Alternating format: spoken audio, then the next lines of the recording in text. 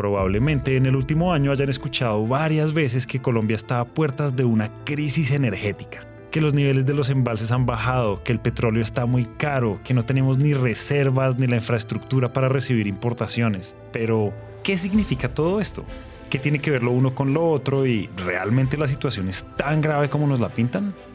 Pues en esta temporada de What What vamos a explorar esos temas clave que debemos tener en cuenta para entender qué es lo que está pasando con la energía en nuestro país y cómo todo eso nos afecta a nosotros. Esto es What What, el podcast de Empresas Gasco. Yo soy Julián Cortés. Para este primer episodio hablamos con Frank Pearl, presidente de la Asociación Colombiana de Petróleo y Gas y exministro de Medio Ambiente, sobre el rumbo de la política energética en el país. Antes de comenzar, los invitamos a que le den seguir a este podcast, así no se pierden de ningún episodio en esta temporada y además compartan este capítulo con alguien que crean que tiene que saber sobre este tema. Si queremos hablar de la política energética en el país, inevitablemente tenemos que hablar de matriz energética. ¿Qué es la matriz energética? Es la fuente de componentes de oferta que en su conjunto alimentan la demanda para todas las actividades económicas y sociales que demandan energía. Esto es algo así como cuando todos los días antes de ir a trabajar tenemos que pensar en qué medio de transporte nos vamos a ir. Podríamos ir en metro, patineta, tranvía, bus, carro, caminando. Incluso podríamos ir en lancha si estamos en una zona cerca a un río o al mar. En fin, hay muchísimas opciones para llegar a la oficina. Esto sería como nuestra matriz de medios de transporte y en este caso sería equivalente a la matriz energética. Cada país tiene una matriz energética distinta. Hablemos de la matriz energética en Colombia. Nosotros tradicionalmente hemos dependido muchísimo de los minerales como el carbón, del petróleo y el gas, es decir, de los combustibles fósiles, y hemos ido diversificando esa matriz. La matriz energética de Colombia es bastante limpia. Y por limpia quiero aclarar, digamos, que no es totalmente exenta de emisiones, sino que tiene emisiones más bajas por la composición de las fuentes de oferta. Pero tenemos que ir más allá. Según XM, el administrador del mercado eléctrico, para el corte de 2022, el 81% de la energía eléctrica en Colombia era hidráulica, el 16.8% combustibles fósiles, 1% biomasa, 0.5% solar y 0.1% eólica. Esto suena muy bien, pero entonces, si la matriz energética del país es tan variada y tan limpia, ¿por qué se habla sobre una posible crisis? Y unas fuentes de energía no se sustituyen por otras, sino se adicionan nuevas fuentes en la medida que se desarrollan nuevas tecnologías, y hay unas que van perdiendo importancia y otras van ganando importancia. Por ejemplo, la leña fue muy importante en un momento dado, el carbón fue muy importante en un momento dado. Siguen estando ahí, pero han perdido participación. Volvamos a nuestro ejemplo. Supongamos que elegimos irnos a la oficina en patineta por todas las ventajas que nos ofrece, pero empieza a llover. Entonces consideramos irnos en bus, pero este se demora más tiempo del que tenemos. Finalmente decidimos irnos en carro. Y sí, probablemente ahora gastamos más dinero en gasolina y tengamos que lidiar con el tráfico de la ciudad, pero nuestra prioridad es llegar. Eso quiere decir que nuestra necesidad de movilidad es más alta que la oferta que tenemos en medios de transporte. Entonces, en vez de descartar opciones, tenemos que diversificarlas. Lo mismo está pasando con la energía en Colombia.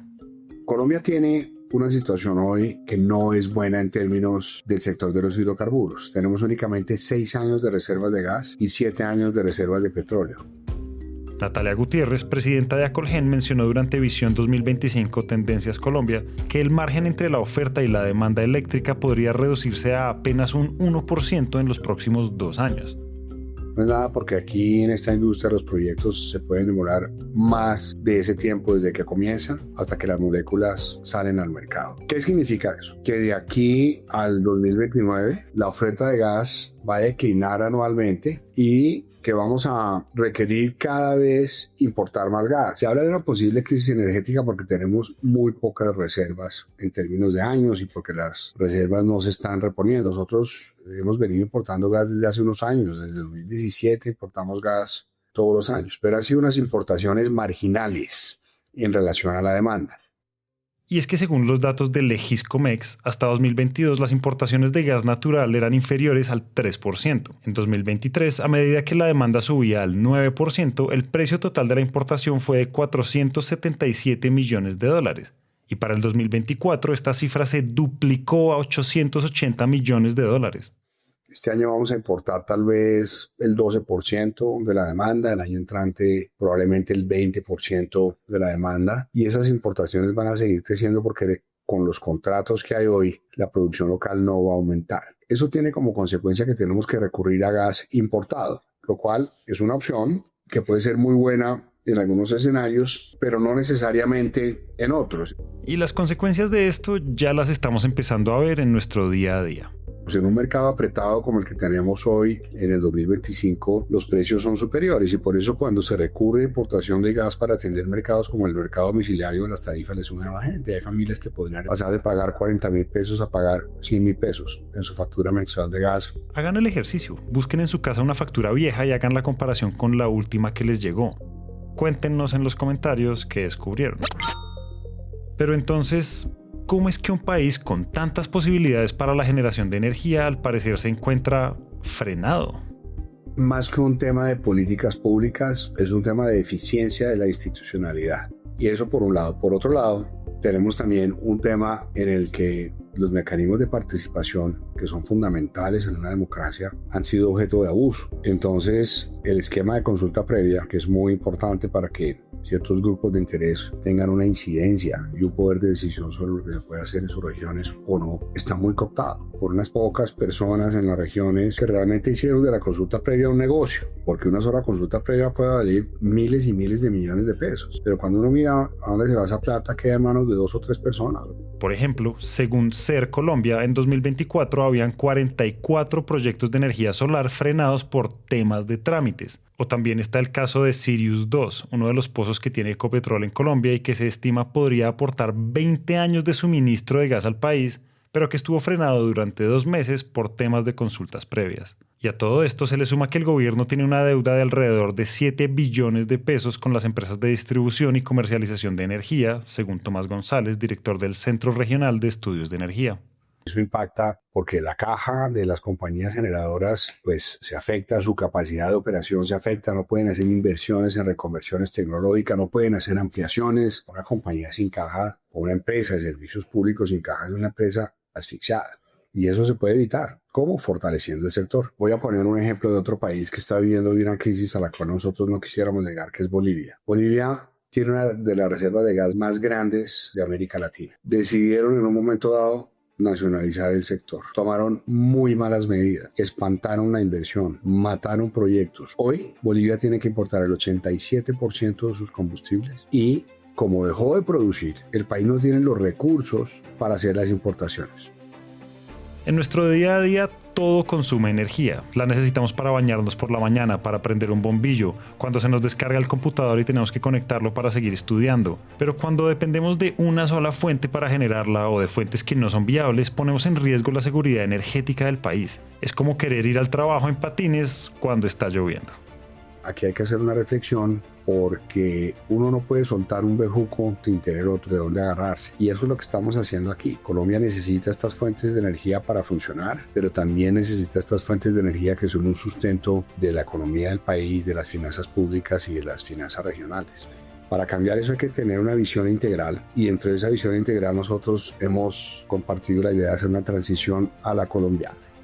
Una transición a la colombiana implica que no importemos soluciones de otros países, sino que observemos qué es lo que tenemos aquí y lleguemos a nuestras propias soluciones. Para eso se necesita plata, se necesita recursos. Este sector los tiene. Para eso se necesita adoptar tecnologías, para eso se necesita capacidad empresarial. Este sector lo tiene. Hay que aprovechar eso. Esa transición debe hacerse además en otros sectores de la economía. Entonces, cuando hablamos de una transición, quiere decir de un enfoque integral de país en términos económicos, en términos sociales, obviamente en términos ambientales, para ir acompasando las políticas públicas y utilizar los recursos de ese sector, en primer lugar, para la transición energética. En segundo lugar, para lograr una transición económica. ¿Por qué? Porque las economías de las regiones, en primer lugar, dependen mucho de sectores como este. Frank propone que para esto se necesita, primero, formalizar la economía, dar incentivos a la inversión, tener unas agendas claras y partir de la lectura de los ecosistemas de cada territorio para definir cuáles son las actividades sociales y económicas que se van a desarrollar. En el episodio 69 de What hablamos de esto. Corran a escucharlo cuando acaben este. Con estos dos componentes, la consecuencia es que podemos lograr una transición social. Si utilizamos bien la institucionalidad de los recursos que hay en el Estado, como el Sistema Nacional de Regalías, como el Sistema General de Participaciones, para profundizar en un proceso de descentralización que es necesario. Necesitamos un equilibrio en las políticas públicas con visión de largo plazo. En lo económico, necesitamos nuevos contratos. Necesitamos poder sacar los recursos de costa afuera. Necesitamos poder conectar el país, aumentar las inversiones en infraestructura y, mientras tanto, poner unos incentivos adecuados para lograr producciones incrementales. Eso no va a resolver el problema, pero logramos que no se haga de tanto. Todo lo que nos cuenta Frank nos ayuda a entender por qué se dice que Colombia está enfrentando una crisis energética y por qué la necesidad de reconsiderar el modo en el que estamos llevando a cabo nuestra transición energética. Porque, como dice Frank, aquí estamos agotando las reservas innecesariamente y estamos, digamos, en el límite de la capacidad de acción que tenemos para atraer inversión y volver a fortalecer un sector que todos los colombianos necesitamos. Nosotros tenemos cómo tener nuestra propia soberanía energética para garantizar suministro con servicios y componentes energéticos de alta calidad a precios adecuados. Eso es lo que merecemos los colombianos y eso se puede lograr. Pero para eso tenemos que actuar ya. Entre las distintas rutas que se están evaluando para asegurar la soberanía energética, hay una que empieza a tomar fuerza: reforzar nuestras propias reservas de gas. Pero ¿por qué ahora? ¿Qué hay detrás de esta apuesta? Bueno, te lo contamos en el próximo episodio de What What. Si les gustó todo lo que compartimos en este episodio, los invitamos a dejar 5 estrellas y a seguirnos en Apple Podcast o en Spotify. A Frank le damos las gracias por compartir sus conocimientos. Si están interesados en conocer más sobre soluciones energéticas, los invitamos a que nos sigan en nuestra página de LinkedIn, Empresas Gasco Unigas Vida Gas. Ahí van a encontrar artículos, invitaciones a webinars y mucho contenido valioso alrededor de la energía. Este episodio de What What fue producido por Ana María Girón y Araceli López. El diseño sonoro por Santiago Bernal y el trabajo gráfico fue realizado por Vanessa Erazo. Esta es una coproducción entre Unigas de Empresas Gasco y Naranja Media. Yo soy Julián, muchas gracias por escuchar y nos vemos en el próximo episodio.